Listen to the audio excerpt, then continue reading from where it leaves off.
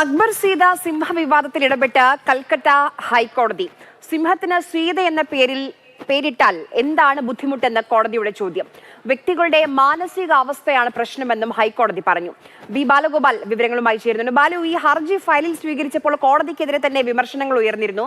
കാരണം ഇതിലും വലിയ വിഷയങ്ങൾ രാജ്യത്ത് നടക്കുന്നുണ്ട്. അതൊന്നും എന്റർടൈൻ ചെയ്യാതെ ഇതുപോലെയുള്ള ഹർജികൾ എന്തിനു സ്വീകരിക്കുന്നു കോടതികൾ എന്ന്. ഇപ്പോൾ ഇന്ന് ഈ വിഷയത്തിൽ കോടതി എന്താണ് പറഞ്ഞത്? ഹർജി പരിഗണിച്ചു.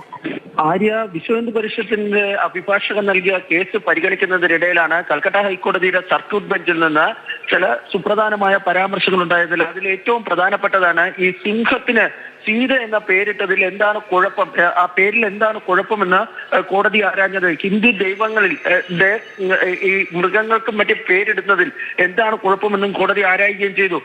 ഈ തന്റെ മതവികാരം വ്രണപ്പെട്ടു എന്നാണ് ഈ വിശ്വ ഹിന്ദു പരിഷത്തിന്റെ അഭിഭാഷകൻ കോടതിയിൽ ചൂണ്ടിക്കാണിച്ചത്. തുടർന്ന് ഈ വിവിധ, അതായത് മൃഗങ്ങൾക്കും മറ്റും ഈ ഹിന്ദു ആരാധനയുടെ ഭാഗമാണ് എന്ന് കോടതി ചൂണ്ടിക്കാണിക്കുകയും ചെയ്തു.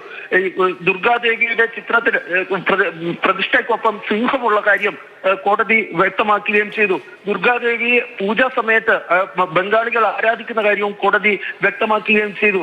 തുടർന്നാണ് ഈ പേരുമായി ബന്ധപ്പെട്ട വിവാദത്തെ സംബന്ധിച്ച് കോടതി ഈ ചില ചോദ്യങ്ങൾ ആരാഞ്ഞത്. ആരാണ് ഈ സിംഹത്തിന് ഈ പേരിട്ടത് എന്നതിനെ സംബന്ധിച്ച് കാര്യം പരിശോധിക്കേണ്ടതുണ്ട് എന്ന് ഈ അഭിഭാഷകൻ കോടതിയിൽ വ്യക്തമാക്കുകയും ചെയ്തു. കാരണം നേരത്തെ ത്രിപുരയിൽ നിന്നാണ് ഈ സിംഹത്തിനെ കൊണ്ടുവന്നിരുന്നത്.